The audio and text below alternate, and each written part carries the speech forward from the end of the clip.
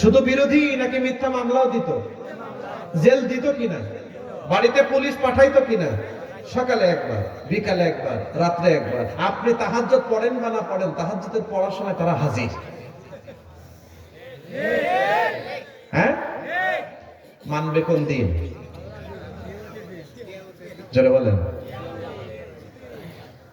বাজ আপনার সাপ আর বেজির সম্পর্কটা কেমন বলেন তো?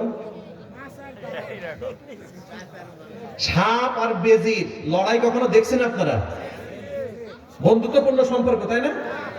হ্যাঁ, সব সময় দা করার সম্পর্ক।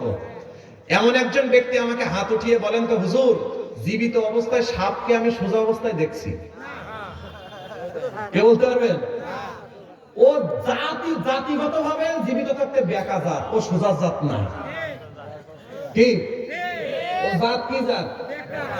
বেকা জাত। ও যতই ওয়াজ করেন, যতই নসিহত করেন, যতই সতর্ক করেন, ও সোজা হবে না। ও তার গতিতে চলতে থাকবে, যা আছে কপালে। এখন আর সোজা হয়ে লাভ নেই। তো হঠাৎ একদিন বেজি আইল বলেন তো নাকি আপনারা? হ্যাঁ, আইল দিয়ে যাচ্ছে। যে দেখতে কয়দিন আগে মামার সাথে ফাইট করলাম, আজকে মামা সোজা হয়ে আছে কেন, পাখা নাই কেন, কারণ কি? তো লেজের কাছে থাবা মানে আরে করে, হ্যাঁ, যে ফোস করে কিনা। একবার দেখে দেখে ফোস করে না, আবার একটু ঘুরে ফিরে দেখে দেখে ফোস করে না। মনে করতেছে বন্ধু মনে ঘুমায় আছে, আর একটু জোরে নাড়া দিই। জোরে নাড়াই দেওয়ার পরে ফোস করে না। তখন আর বন্ধুর বুঝতে বাকি নেই।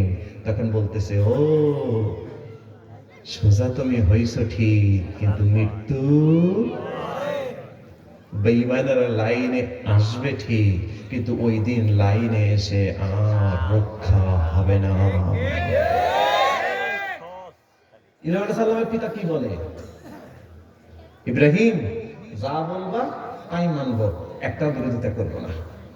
ইব্রাহিম আলাইহিস সালাম আল্লাহর কাছে ফরিয়াদ করবেন, আল্লাহ, তুমি না আমাকে বলেছিলে তুমি আমাকে অপমানিত করবে না, আমাকে অপদস্থ করবে না, তুমি আমাকে নিরাশ করবে না, আমাকে বেইজ্জতি করবে না। এখন আমার পিতার যে অবস্থা, এর থেকে অপমানের আমার আর কি হতে পারে? একজন নবীর পিতা জাহান্নামী হয়ে যাচ্ছে, এটা নবীদের জন্য বড্ড বেদনাদায়ক, ঠিক না বে ঠিক? আল্লাহ, আমার পিতা জাহান্নামী হয়ে যায়। এইভাবে যখন আল্লাহর কাছে ফরিয়াদ করে, আল্লাহ সাথে সাথে জানিয়ে দিলেন, হে আমার খলিল ইব্রাহিম, ইন্নী হাররামতুল জান্নাতা আলাল কাফিরিন। হে ইব্রাহিম, তুমি আমার খলিল ঠিক আছে, কিন্তু কাফেরদের জন্য আমি জাহান্নামকে ওয়াজিব করেছি, জান্নাতটাকে হারাম করে দিয়েছি। ওটা তোমার পিতা হইলেও আমার কথার নড়চড় হবে না। সুবহানাল্লাহ বলেন। নবীর বাপের পক্ষে ঘোষণা কি? হ্যাঁ, নবীর বাপ, নবী দোয়া করতেছে, আল্লাহর বক্তব্য কি? কথা বলেন, আরে আল্লাহর বক্তব্য কি? সে মুমিন নাকি কাফের? আরে যারা বলেন মুমিন নাকি কাফের? তার মানে আমরা বুঝলাম, যদি নবীর বাপও আল্লাহর বিরুদ্ধে যায়, ইসলামের বিরুদ্ধে যায়, শরীয়তের বিরুদ্ধে যায়, আল্লাহর একাত্মবাদের বিরুদ্ধে যায়, ছেলে নবী হলেও তার নসিবে জান্নাত জোটে না। রব্বুল আলামিন বলেন, ইন্নাল্লাহা লা'নাল কাফিরিনা ওয়া আ'আদ্দা লাহুম সা'ীরা খালিদিনা ফিহা আবাদা লা ইয়াজিদুনা ওয়ালিয়্যান ওয়ালা নাসীরা। চিল্লাই পড়েন নাউযুবিল্লাহ। আল্লাহ বলেন, ইন্নাল্লাহা লা'নাল কাফিরিন,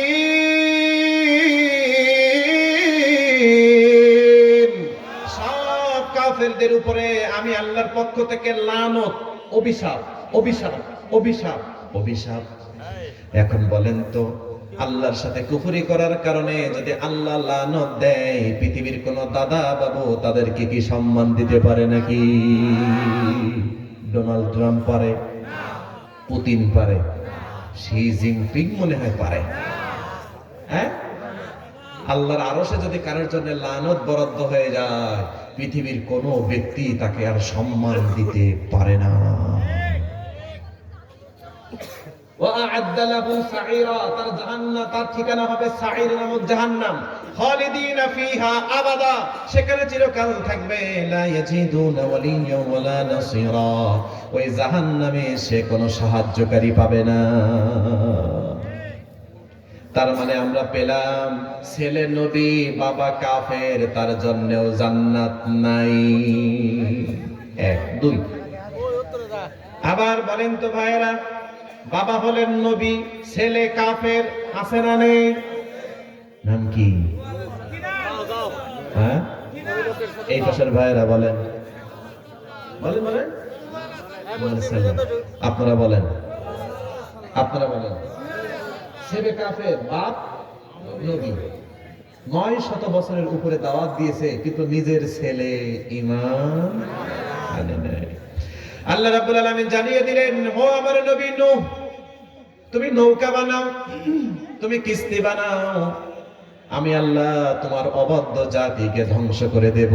সুবহানাল্লাহ পড়েন। নূহ আলাইহিস সালাতু ওয়াস সালাম শুকনো ঢাকায় নৌকা বানাচ্ছেন। আচ্ছা বলেন তো, আপনাদের এলাকায় কি বন্যা হয়? আচ্ছা, এখন চৈত্র মাসে পাকা রাস্তার উপরে ফেলে আপনি নৌকা বানাচ্ছেন, আর মানুষ যদি আপনাকে জিজ্ঞাসা করে যে তুমি নৌকা বানাও কেন, কয় এখন বন্যা আসবে, মানুষ আপনাকে কি বলবে? তুমিও গেছো, তোমার মাথাও গেছে, ঠিক কিনা? তো নূহ আলাইহিস সালাম যখন নৌকা বানানোর কাজ শুরু করেছেন, মানুষজন জিজ্ঞাসা করে, ও নূহ, তুমি নৌকা বানাও কেন? এই শুকনার মধ্যে নৌকা কি করবা? মরুভূমিতে নৌকা কি করবা? নূহ আলাইহিস সালাম বলেন, মহান আল্লাহ প্লাবন দিবেন, এই জন্য আল্লাহর নির্দেশে নৌকা বানাচ্ছি। মানুষজন টিটকারি করতেছে, তোমার আল্লাহও যেমন তুমিও তেমন। নাউজুবিল্লাহ বলেন, আরো জোরে বলেন।